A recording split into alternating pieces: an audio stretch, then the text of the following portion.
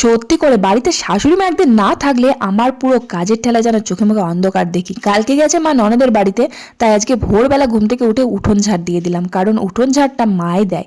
যাই হোক, তারপর বাসন ছিল নিচে, বাসনগুলো ধুয়ে মায়ের ঘরটা বারান্দাটা সমস্ত ঘরগুলো নিচে ঝাড় দিয়ে মুছে দিলাম।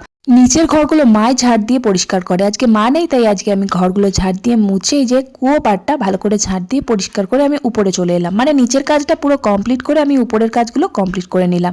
এই যে বাসন ছিল কতগুলো, বাসনগুলো ধুয়ে নিলাম, তারপর আমার উপরের ঘরটা ঝাড় দিয়ে মুছে নিলাম। আর মা কালকে ননদের বাড়ি যাওয়ার আগে ধান সেদ্ধ করে রেখে গেছিল, এবার ধানগুলো তোমাকে রোদে দিতে হবে, বস্তাতে ভরা ছিল, আমি ভালো করে ছাদে মেলে দিয়ে আসলাম। এদিকে আবার বড় ছেলের এক্সাম আছে, তাড়াতাড়ি খাবারটাও রেডি করে দিয়ে আমি নিচে আসলাম। আর আজকে কিন্তু কাকা শ্বশুর আমার কাছেই খাবে, মায়ের সাথে কিন্তু কাকিমাও গেছে। মাছ কাটার আলাদা সময় পাবো না বলে রান্না করতে করতেই মাছটা কেটে নিলাম, এদিকে হাতটাও কেটে গেল। যাই হোক, মাছটা আলু বেগুন কচু দিয়ে রান্না করলাম আর পালং শাক চচ্চড়ি করলাম, ব্যাস রান্না শেষ করে সবাইকে খেতে দিয়ে আমিও খেয়ে নিলাম। ভালো লাগলে লাইক